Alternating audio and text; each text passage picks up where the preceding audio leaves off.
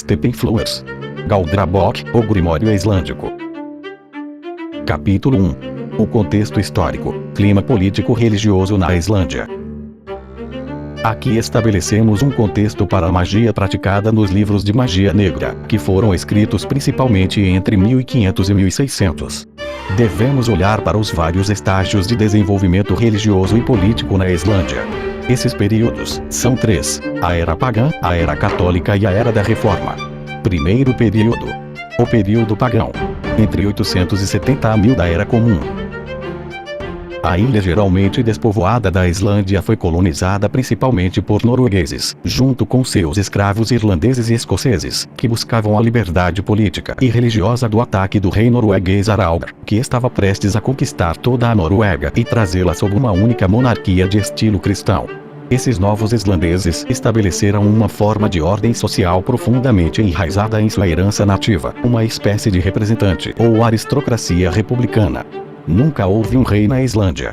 Em vez disso, a terra era governada pelos chefes sacerdotes locais, que se reuniam uma vez por ano no Althing, que era uma grande assembleia, ou parlamento, para resolver casos legais e aprovar a legislação do país. Essa forma de governo era mínima no exercício da autoridade central. Os tribunais podiam decidir casos, mas não tinham nenhuma capacidade de executar sentenças, o que era deixado para os parentes da parte prejudicada. Na maioria das vezes, aqueles que cometeram homicídio culposo, por exemplo, seriam declarados fora da proteção da lei, e eles poderiam ser mortos sem repercussões legais pelos vingadores. Outra característica principal do direito germânico era a ideia de que a parte lesada era aquela a ser indenizada pelo criminoso. O Estado não lucrava com o crime. Para quase todos os crimes, um valor monetário foi definido, então, em vez de ser proibido, um homem poderia ser capaz de satisfazer a parte lesada com o pagamento, chamado de verejeld. Cada chefe sacerdote tinha uma autoridade, que correspondia aproximadamente a um distrito. A autoridade em questão era a propriedade do chefe sacerdote e poderia ser vendido, herdado ou subdividido. Os islandeses praticavam a religião que trouxeram com eles, seu antigo paganismo germânico politeísta. Uma religião que permite tanta liberdade individual quanto o sistema de governo dos islandeses. Um homem pode adorar Odin, outro pode adorar Thor, outro pode adorar Freyja, e ainda outro pode simplesmente acreditar em seu próprio poder principal. Além disso, havia um número de cristãos entre os escravos trazidos para a Islândia, e alguns de seus mestres até se converteram, mas disse que isso não durou em suas famílias. O ponto a ser lembrado é que os islandeses toleraram essas diferenças. No ano 1000, Irlanda, Inglaterra, Noruega e Dinamarca, os principais contatos estrangeiros da Islândia, haviam se tornado oficialmente cristãos.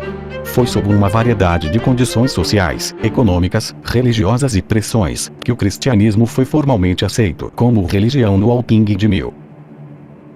Segundo período. O período católico. Entre 1000 a 1550 da Era Comum.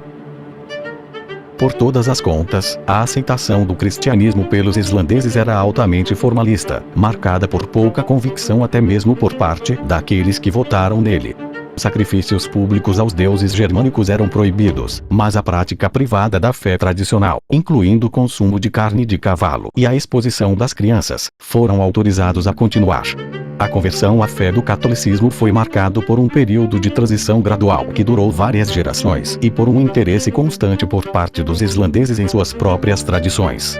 Na fase inicial deste período, muitos dos Goldar, isto é, os sacerdotes pagãos, simplesmente se ordenaram como sacerdotes. Durante os primeiros 30 anos deste período, a Islândia permaneceu em grande parte como pagãos em sua prática de religião e especialmente de magia. De 1030 a 1118, reinou na Islândia o que é chamado de Friðaröld, a Era da Paz, em que rixas comuns diminuíram e uma nova cultura começou a se firmar enquanto os islandeses examinavam a nova religião. Isso poderia também ser caracterizado como um período de fé mista em que o cristianismo realmente começou a ganhar uma posição na cultura, com estudiosos viajando para o exterior para aprender sobre a nova fé. Escolas foram estabelecidas na própria Islândia. Foi no final desse tempo, por volta de 1100, que o islandês foi usado pela primeira vez para escrever histórias, sagas e poesia. Desenvolveu-se no país um amor geral pela aprendizagem que levou alguns homens a ingressarem no clero para serem educados no exterior, e outros para entrar em mosteiros para as mesmas razões acadêmicas. Alguns até estabeleceram escolas em suas propriedades particulares, onde trabalharam como acadêmicos e professores. Essas tradições de aprendizagem realmente estavam enraizadas na era anterior, em que a oralidade e a tradição foi preservada com o mesmo amor. Deve ser lembrado que a Islândia foi colonizada em grande parte pela cultura conservadora aristocrata da Noruega, o que levou a um nível excepcionalmente alto de interesse pelas tradições intelectuais nacionais mesmo em épocas posteriores. Hoje a Islândia tem a taxa de alfabetização mais alta, e também a mais alta taxa de publicação de livros per capita no mundo. Nenhum desses desenvolvimentos alterou sensivelmente a natureza da igreja ou do clero na Islândia. Sempre houve um forte elemento secular na igreja islandesa e uma tensão de cultura conservadora que promoveu a preservação e tradições nacionais na política, religião e cultura literária. E para que ninguém pense que aqueles muitos islandeses que se juntaram à igreja e aos mosteiros durante este tempo foram forçados a rejeitar prazeres mundanos por uma vida de aprendizado devotado e piedoso.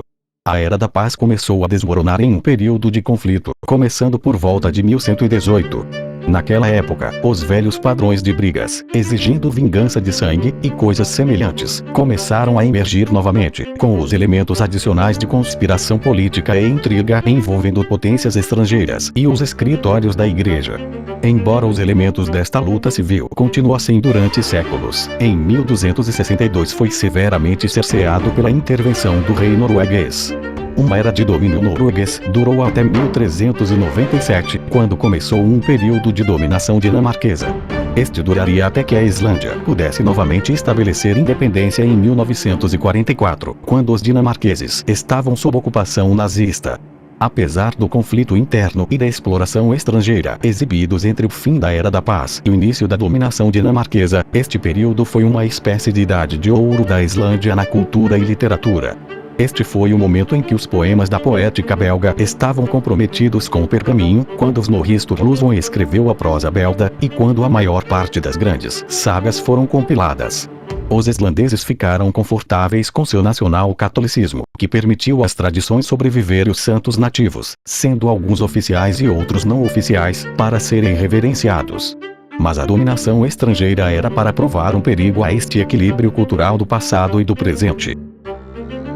Terceiro período. A Era da Reforma. Entre 1550 e 1650 da Era Comum. A Islândia na época do Galdrabok tinha como panos de fundo o passado pagão e católico. Essa é a magia contida no Galdrabok e manuscritos relacionados que eram praticados. Mas foi nesse período de religião e conflitos e, em última análise, de perseguição religiosa, que o trabalho foi realmente comprometido com o pergaminho. A Reforma Protestante, é claro, começou com Martinho Lutero na Alemanha por volta de 1517.